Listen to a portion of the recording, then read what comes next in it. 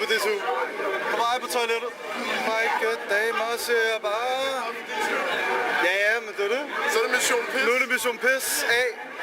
Og det er det, det handler om. Vi skal bare være fulde. Vi fatter ikke en skid. Booyah. Sådan der. Bare fyr den af med det der lys der. Baby. Oh yes. Nu skal vi pisse. Hvad siger også? Hvor meget, hvad siger du?